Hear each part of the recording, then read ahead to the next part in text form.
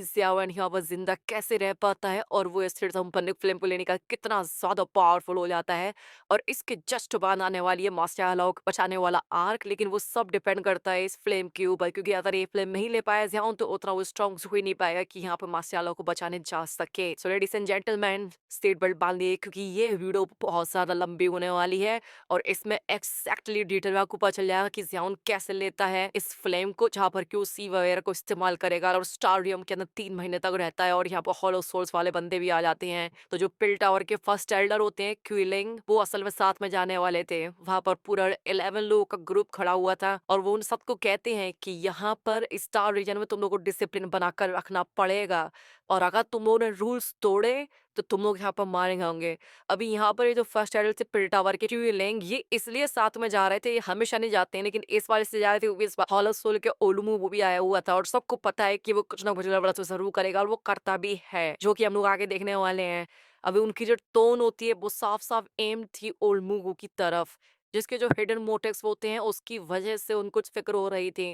क्यूलिंग फिर आगे की तरफ चले जाते हैं और जो ग्रुप रहता है वो उनके पीछे पीछे स्पाशर डोर के अंदर कदम रख लेता है, जिससे जो स्टार रीजन है पहुंच जाते हैं, जो कि बहुत बड़ा स्पेस था जिसमें कि बहुत ज्यादा फेंट स्टेरी कलर की लाइट भरी हुई थी और वहां पर हीट भी बढ़ती जा रही थी। ये जो रीजन है असल में इस विजन को बनाया है पिल टावर के लीडर्स ने। अभी आप लोगों को हमें एक चीज बताना है कि यहाँ पर एक रियल्म को सिर्फ वही बना सकते हैं जो कि असल में डाओ शैंग के लेवल पर होते हैं।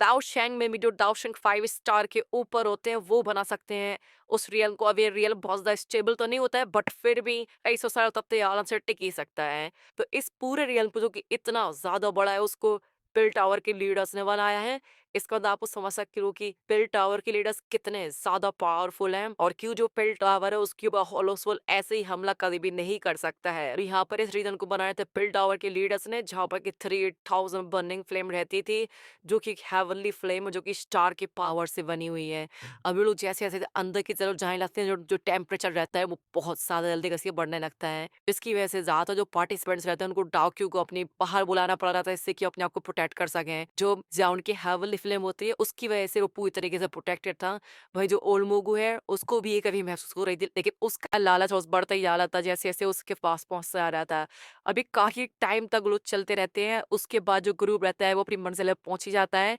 जो कि बहुत बड़ा मैसिव ड्रैगन होता है, बहुत ज्यादा ह्यूज था वो, जो कि ऐसा लग रहा था जैसे कि मान के लो पूरा एक चादर में छिपा हुआ हो पर्पल ब्लैक फ्लेम्स की। ये जो फिजिकल फोन था 3000 बर्निंग फ्लेम का, ये इतना ज्यादा बड़ा था कि इसके साइज को देख कर ही सारे लोग हैरान हो जाते हैं और वो सोच रहते हैं कि क्या हम लोग इसको कंट्रोल करने वाले हैं सच में। जो क्यूलेग होता है वो पीछे की तरफ चला जाता है और वो सबको बचाने की कोशिश करता है। यहाँ पर इस फिल्म को जेंटली ही तुम लोग अगर ये कैसे भी करके उठ गई तो फिर पता नहीं यहाँ पर क्या हो सकता है। उनकी जो वार्निंग रहती है वो सीधे टारगेट कर रही थी ओल्ड की तरफ, जिसका जो लालच रहता है वो साफ साफ देखने के लिए मिल रहा था। लेकिन कुछ भी क्यों ना हो, जो ओल्ड मूव रहता है वो बाहर से अपने कंपोजर को बिल्कुल भी नहीं खोता है और कहता है टेंशन मतलब मैं यहाँ पर कुछ भी गड़बड़ नहीं करने वाला हूँ। अब जैसे ही क्यूलिंग बुलाता है ज़्यावेन को, जो कि ऑफ कोर्स था बिल गैदरिंग का चैंपियन, वो सबसे पहले इसको लेने के लिए जाने वाला है। जितनी भी आंखें रहती है सब उसके ऊपर आ जाती हैं।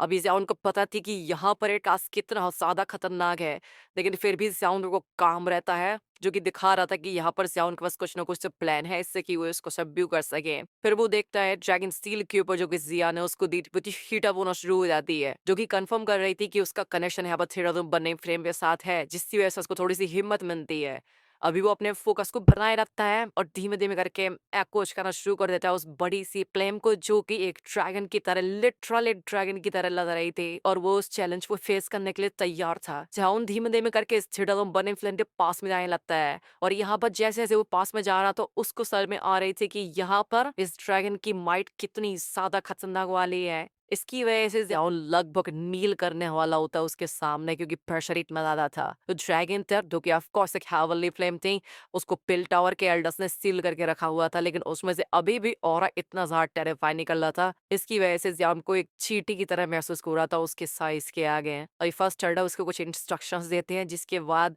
ज़ाउन अपने हाथ को उसके ड्रैगन स्केल के ऊपर रख लेता है और वो नोटिस करता है कि यहाँ पर एक मिस्टीरियस ब्लैक सील है जिसकी वजह से ड्रैगन की पावर थोड़ी सी सील होकर रखी हुई है। अब जो ज़ाउन है वो अपनी स्पिरिचुअल स्ट्रेंथ को उस ड्रैगन स्केल के अंदर डाल देता है और वो जैसे ही ऐसा करता है वो एक स्पेस में पहुंच जाता है जो कि ब्लैक फ्लेम से भरा हुआ था और यहाँ पर उसको दिखाई देते हैं बहुत सारे छोटे छोटे इजेंट्स ड्रैगन बर्निंग फ्लेम के। छोटा सा ड्रैगन होता है जो कि गोल गोल कर्ल अप होकर बैठा हुआ था। अभी वो उससे बात करने की कोशिश करता है बहुत ज्यादा जेंटली, लेकिन फिर भी वो ड्रैगन है उसको कोई भी फर्क नहीं पड़ रहा था। वो तो एकदम से उड़ जाता है तो उसकी जो आईज रहती है लुक बिल्कुल कोल्ड थी, फ्रस्ट्रेशन से भरी हुई थी। वो देख लेती है जियान की तरफ, वो जियान का मजाक उड़ाते हुए कहती है कि तुम भी यहाँ